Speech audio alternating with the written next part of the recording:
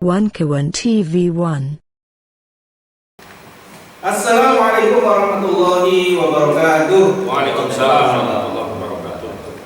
20 Oktober 2024 adalah awal pemerintahan Prabowo Subianto sekaligus menggantikan rezim sebelumnya yaitu Joko Widodo.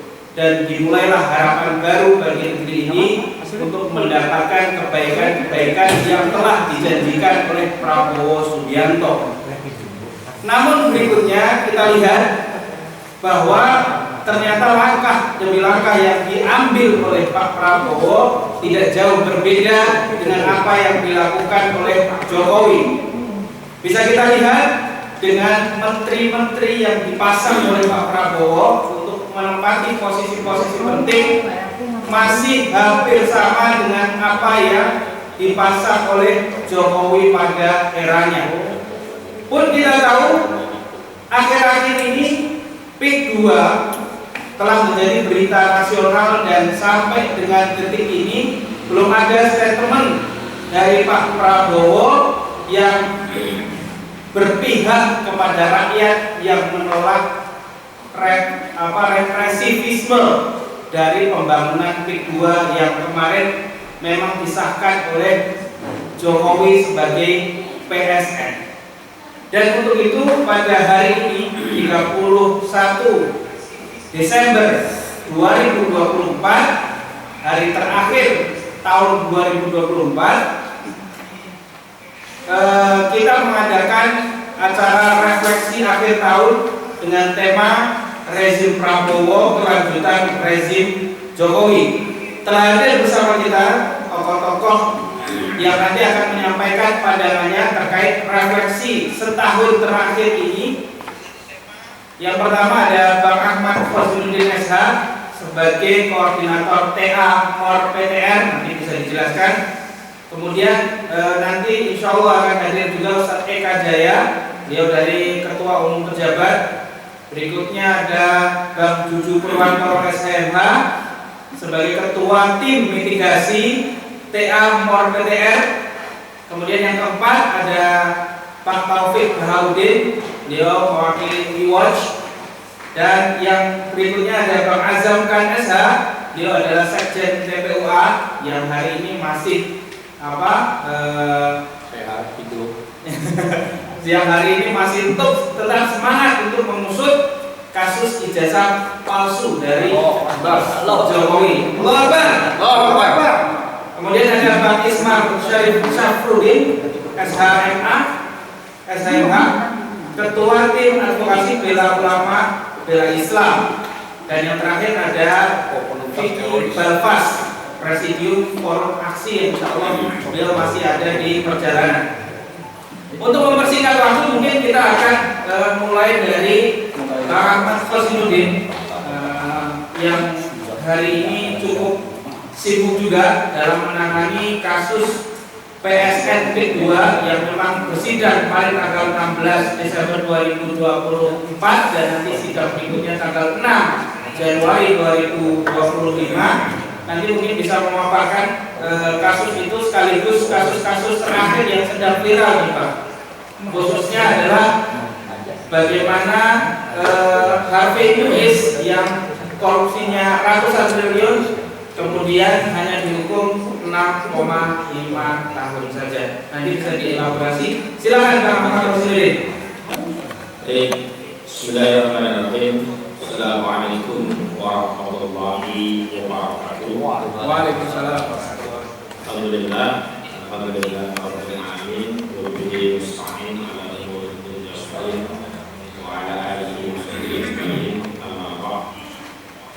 Pada rekan-rekan sejawat juga tokoh-tokoh yang hadir pada kesempatan kali ini ada Bang Azam Khan, Sekretaris Jenderal di Bela Ulama Aktivis, ada Bang Ismar Syafruddin, Ketua Tim Advokasi Bela Ulama Bela Islam, yang kita tahu kiprahnya dalam membela ulama-ulama kita dari narasi war on terrorism yang senyatanya sejatinya adalah war on Islam.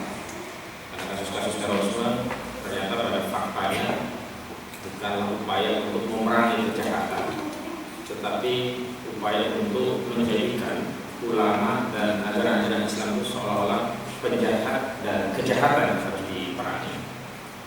Jadi kita tahu bahwa banyak kasus-kasus yang terjadi dalam narasi war on terrorism, war on Islam. Jadi juga kriminalisasi terhadap umat Islam dan ajaran-ajarannya.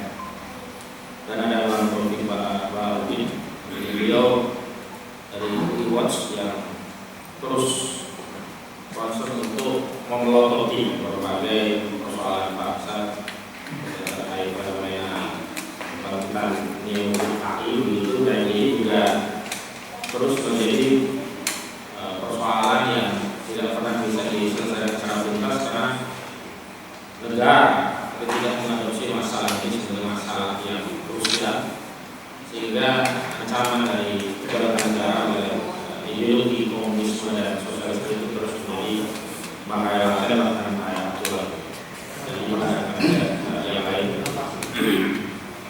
Nah, hari ini saya ingin mulai dari sisi refleksi tahun, yakni tahun 2024. Kalau kita mau simpulkan, walaupun banyak peristiwa lain di tahun 2024 ini, tapi kita bisa simpulkan tahun 2024 itu yang paling kontras pada kita bisa sebut sebagai tahun politik, karena di 2024 itu ada gawe nasional, yaitu pemilu dan pilpres yang sudah kita laksanakan, bahkan disusul dengan pilkada secara langsung untuk pemilihan kepala daerah baik gubernur, bupati, dan wali kota yang belum lama ini juga sudah selesai.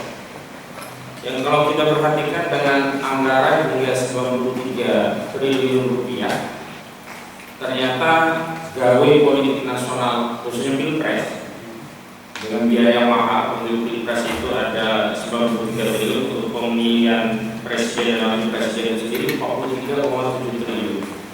Ternyata anggaran negara yang diambil dari pajak rakyat dengan angka 43,7 triliun itu, menurut sejumlah kalangan atau saya kutip netizen itu, proses pilpres kita hanya menghasilkan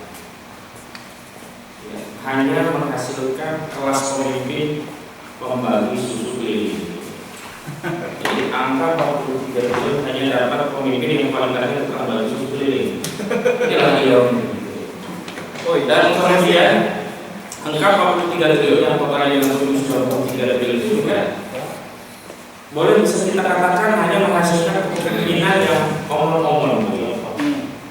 Omong-omong itu sendiri sebenarnya kan dipopulerkan oleh Presiden Prabowo Subianto yang saat itu menjadi capres, yang pada intinya bahwa hari ini banyak sekali orang yang hanya bernarasi, hanya bermain citra, tapi tidak bertindak nyata.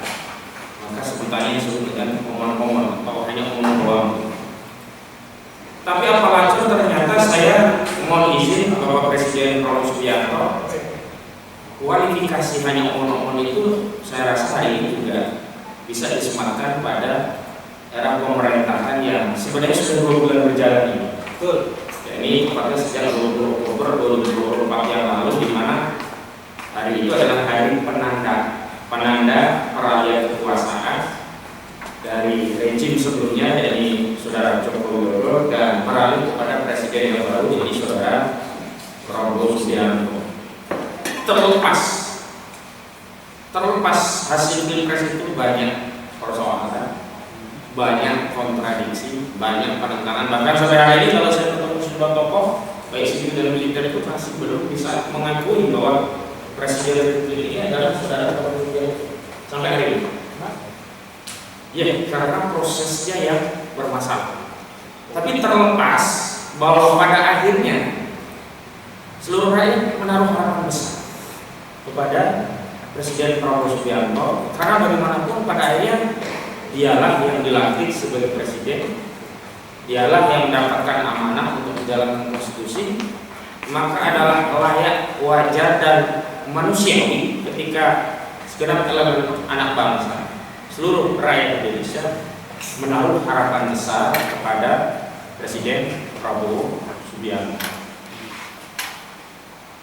Tapi terlepas kita tidak bisa menjadikan periode 2 bulan kekuasaan saudara Prabowo sebagai indikator. Tapi setidaknya 2 bulan ini bisa kita lihat arah kebijakannya seperti apa ke depan. Kalau ada narasi melanjutkan dalam konteks hal-hal yang positif, tentu siapapun tidak menampik gitu, bahkan mendukung hal-hal yang baik di era sebelumnya. Kalau kita juga bertanya di era rejim Jokowi itu yang baik yang mana gitu kan? Ijazah palsu ada di era rejim Joko Widodo, ya, ijazah dari luar negeri yang nggak jelas kemudian jadi wapres di eranya Joko Widodo. Wapres belum genap usia 40 tahun juga di eranya saudara Joko Widodo.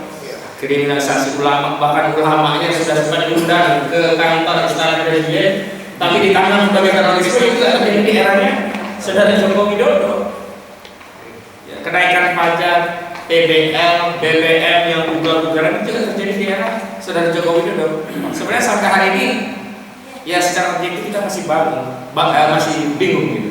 Hal positif mana yang tidak dilanjutkan yang menjadi legasinya dari saudara Joko Widodo. Apalagi dalam periode 2 bulan ini justru indikatornya akan melanjutkan apa-apa yang dulu kita kritik di era rejim Joko Widodo.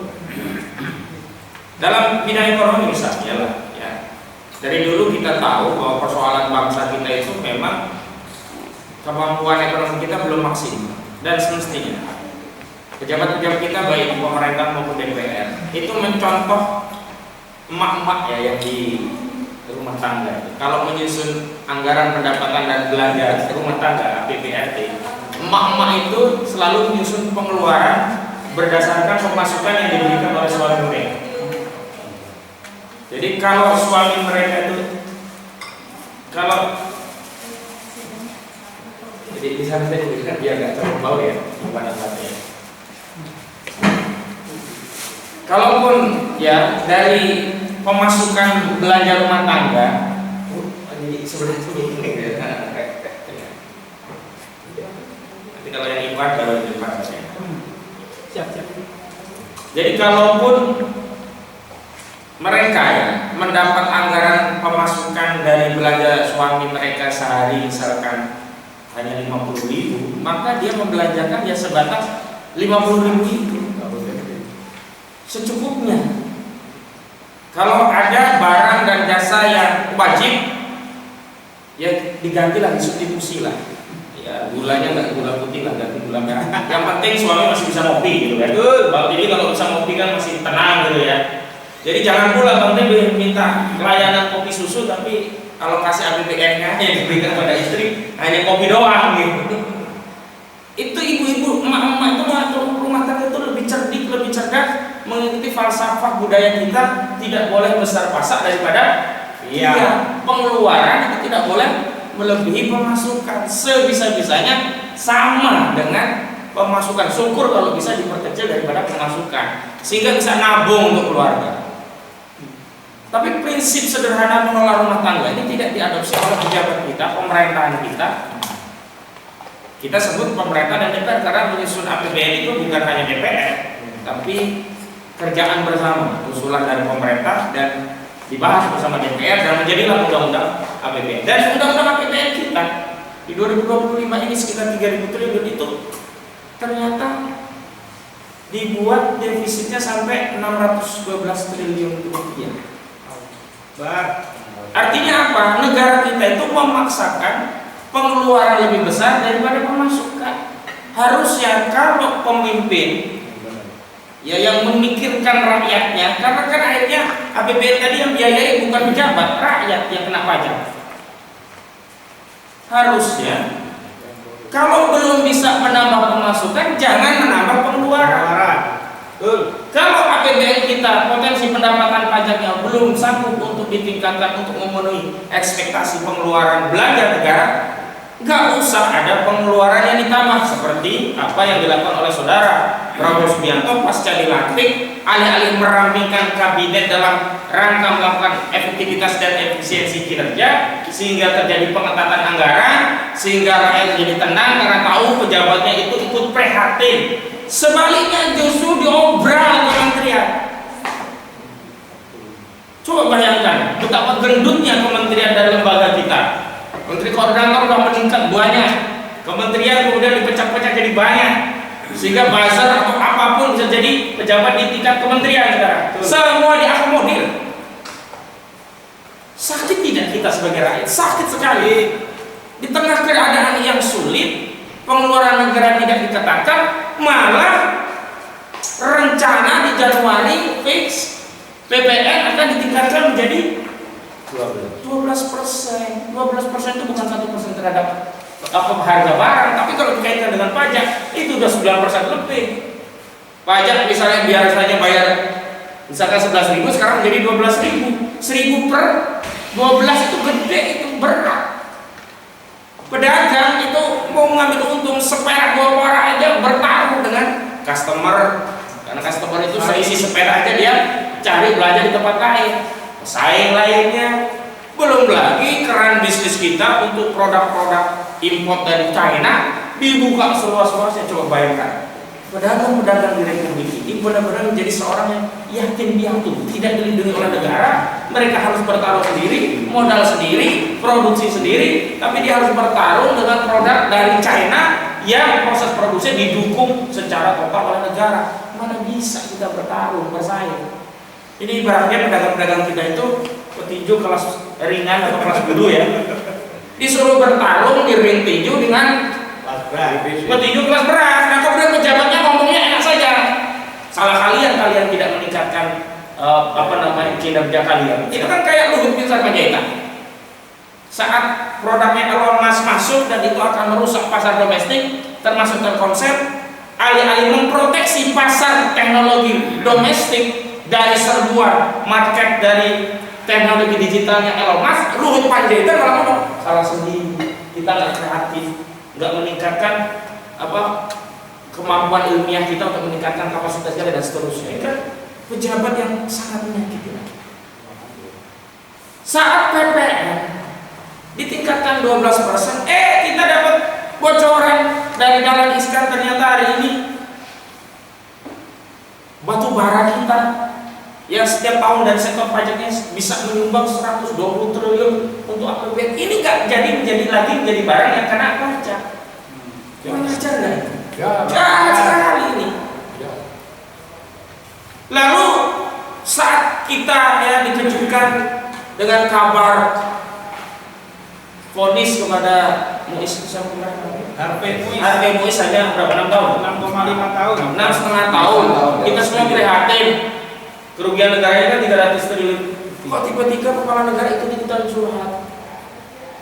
Presiden Prabowo ikutan curhat, itu menyakiti hati rakyat. Yang lebih menyakiti hati rakyat adalah rencana presiden yang akan memberikan amnesti kepada koruptor. Nah ini kan sama-sama menyakiti rakyat. Hakimnya meringankan vonis bagi koruptor, presidennya memberikan ampunan kepada koruptor. Lengkap sudah penderitaan rakyat kita ini. Sementara kekayaan alam kita yang luar biasa, yang berulang kali kami sudah membuat seruan agar sektor pertambangan kita dinasionalisasi. Hanya dari sektor 4 atau 6 komoditi saja kita dapat 7.000 triliun per tahun. Batu bara saja kalau dinasionalisasi kita bisa dapat banyak ketimbang memaksa naikin pajak 12% kepada seluruh rakyat yang miskin. Batu bara itu modal produksi batu bara 1 ton cuma 30 US dollar. Harga batu bara berapa? Kalau sudah 180 US dollar itu udah untung berapa batu bara? Apalagi batu bara sempat di 300 US dollar per ton, modalnya cuma 30 perak dolar. Haruskan ini yang diambil oleh negara kalau memang benar-benar menjadi macan Asia. Ambil kekayaan alam, nasionalisasi, kelola oleh negara. Modal 30 dolar per ton itu mudah, ambil aja APBN kurang daripada habis untuk BUMN yang tidak jelas keuntungannya. Setiap tahun laporan keuangan BUMN rugi. Mending saja suruh nasionalisasi batu bara modal 30 US dollar per ton. Tinggal sekarang saya nggak tahu update terkini sekitar 200-an atau 150. Tapi pernah batu bara itu pada saat naik-naiknya jaya-jaya sampai 300 US dollar per ton. Jadi hari ini kenapa kita harus mengaitkan peristiwa yang lalu untuk refleksi kita di masa depan? Ini sebagai pengingat, bukan hanya pengingat pada pemerintah, kita semua pengingat kita sebagai rakyat. Agar kita terus memelototi kekuasaan ini. Kenapa? Fungsi DPR sekarang ini mati. Yang harusnya bicara seperti ini bukan kita yang nggak pernah gaji. Kita nggak pernah dapat anggaran dari negara. Tapi kita melakukan kontrol terhadap kekuasaan. Harusnya di DPR. Tapi karena DPR tidak berfungsi, maka kita mengajak seluruh rakyat untuk benar-benar mengawasi jalannya roda kekuasaan. Sebab hari ini nggak bisa kita mengatakan biarin aja lah, toh mereka yang berkuasa, toh mereka yang akan diminta pertanggungjawaban ya. Enggak, kita kena dampaknya baik di dunia maupun di akhirat. Mantul. Dalam hadis Nabi Muhammad SAW, beliau SAW bersabda, "Man ra'a minkum munkaran falyughayyirhu bi yadihi, fa in lam yastati' fa bi lisanihi, fa in lam yastati' fa bi qalbihi, fa dzalika aqrabul iman." Jadi kalau kita melihat kemungkaran, nah tindakan penguasanya dok yang meringat rakyat, sementara membiarkan kekayaan alam kita dinikmati oleh oligarki, membiarkan batu bara kita dikelola oleh orang asing yang kaya raya. Luhut Panjaitan gara-gara batu bara, Haji Ihsan gara-gara batu bara, Abu Rizal Bakri gara-gara batu bara, atau perusahaan-perusahaan swasta grupnya Erick Thohir, grupnya yang orang yang kekayaannya disimpan di Singapura itu, Lontong atau siapa itu. Ini adalah sebuah kesalahan. Kenapa kok kita rakyat yang punya mandat pada kekuasaan ini tidak dilayani, sementara oligarki yang mereka sudah kaya raya dikasih fasilitas lagi tambah kaya raya? Dan terakhir yang saya ingin katakan kasus PIK 2. Pada tindakan kedua yang kemudian difasilitas proyek strategis nasional oleh rezim Jokowi, dan dengan dalih status PSN PSN itu, maka oligarki PIK 2, oligarki properti PIK 2 ini melakukan proses pembebasan lahan seolah-olah semuanya menjadi PSN, lalu melakukan intimidasi pada rakyat, memaksa rakyat akhirnya tanahnya dibeli dengan harga murah 30.000 sampai 50.000 per meter, jika dikelola oleh oligarki properti dijual menjadi 30 juta per meter, yang kemudian mereka berdalih hari ini, oh itu gak PSN semua, tapi itu baru mereka sampaikan hari ini setelah ada kritik di tengah-tengah masyarakat. Ini sudah lama kasus ini. Bangsa ini itu udah 6 bulanan bergerak sendiri awal. Dan saya mengadvokasi dengan kawan-kawan tadi di MOR PTR ya. Jadi TA itu tim advokasi, MOR PTR itu adalah melawan oligarki rakus perampas tanah rakyat. Saya juga belum hafal. Jadi TA MOR PTR itu adalah tim advokasi melawan oligarki rakus perampas tanah rakyat. Itu kita sudah berulang kali bersuara. Kami sudah ngirim surat permohonan audiensi ke pimpinan Komisi 3 DPR RI. Kami juga sudah mengirim surat permohonan audiensi kepada DPD RI. Sampai hari ini belum ada jawaban. Padahal yang punya kepentingan mereka sebagai wakil-wakil rakyat untuk mengontrol proyek yang sudah merampas tanah rakyat ini. Ada tanah rakyat dirampas, sungai ditimbun, laut dipagari, kecelakaan menimbulkan cacat, kematian. Kok diam semuanya? Termasuk saudara Prabowo Subianto sampai hari ini diam. Heran saya. Mohon maaf Pak Prabowo, tidak ada satupun masyarakat yang punya aspirasi agar koruptor diampuni. Tapi tiba-tiba pemerintahan Anda mau mengeluarkan wacana akan memberikan amnesti kepada kepada koruptor-koruptor.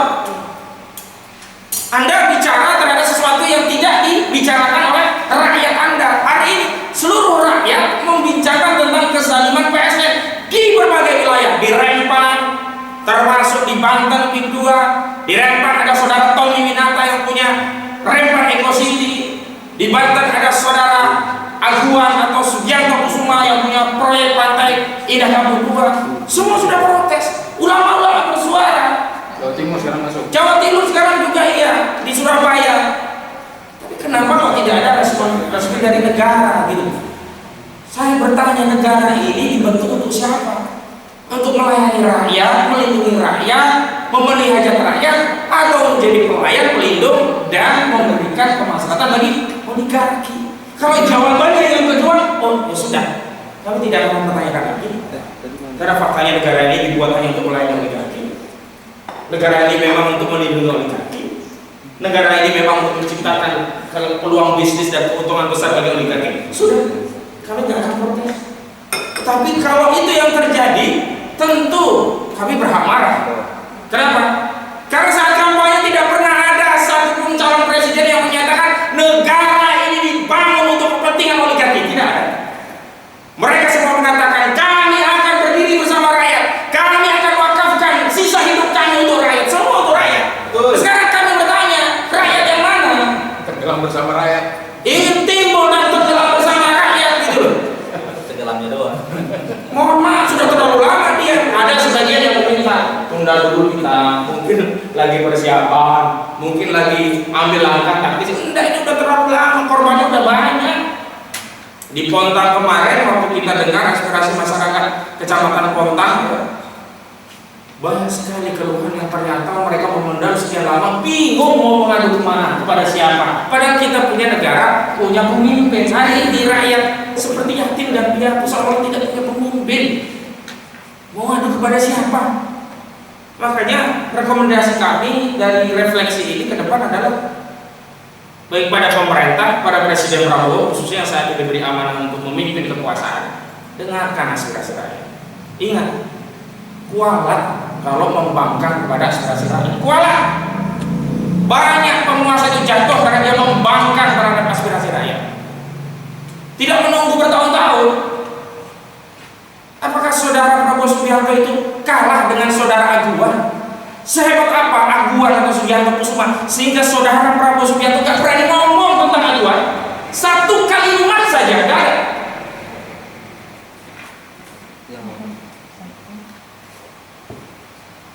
Makanya saya sudah katakan di sebuah tulisan, kalau hari ini ada orang masih membela PIK 2, membela saudara Aguan, pasti satu di antara 4 golongan. Golongan pertama, memang dia karyawan Aguan, kerja, dia membela Aguan untuk kerjaan dia, entah jadi direksi, komisaris, pekerja, jadi level tinggi atau rendah. Maka sejatinya dia tidak membela pekerjaan dia sendiri, membela perutnya sendiri. Yang kedua, orang-orang yang digaji, dikasih makan, baik sebagai konsultan media, konsultan hukum dan sebagainya oleh Aguan. Dan dia juga bekerja karena dikasih tulang. Kalau nggak ada tulang, nggak mau dia membela PIK 2. Hari ini semua marah pada PIK 2. Yang ketiga, orang-orang baik dari oknum aparat, pejabat, TNI, militer, purnawirawan dan sebagainya yang memang hidupnya menyalat makan dari tulang Aguan. Maka mereka bersuara, nggak punya malu lagi sekarang, terbuka membela. Kalau dulu saya mohon maaf tutup mata saja. Ada purnawirawan jenderal kerja di oligarki tertentu, karena mereka membatasi, menjaga marahnya, nggak membuka diri keluar, ya kita hormatilah, namanya cari makan. Hari ini nggak punya malu, terbuka terang-terangan membela oligarki. Marah rakyat ini. Bahkan ada yang menawarkan, ya. Dan yang keempat, orang yang gila atau setidaknya rusak akal. Kenapa? Gak mungkin di saat masyarakat tergusur, sengsara, menderita, kok dia berpihak kepada oligarki yang ramah tanah. Dan saya sudah katakan, isu di PIK 2 itu tidak sekedar isu pramasyarakatan, tapi isu kedaulatan negara. Terakhir saya dalam diskusi mengomentari tentang iklan PIK 2 menggunakan bahasa Cina dan Inggris. Kan berarti segmennya yang mau disasar adalah asing. Selesai kedaulatan negara kita, Bapak-bapak. Pak Prabowo selesai. Sudahlah, gak usah latah ikut pidato mengomentari yang terjadi di tengah masyarakat. Kami rakyat itu butuh kebijakan yang pro pada kami.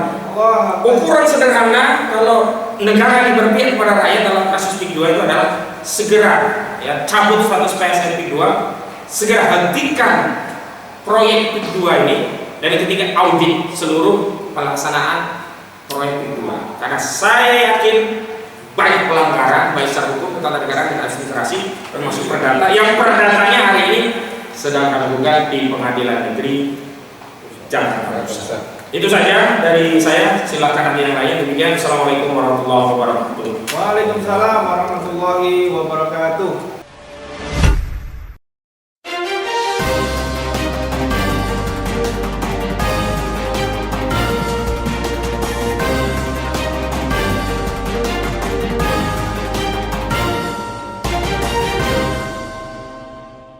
One Kawan TV 1.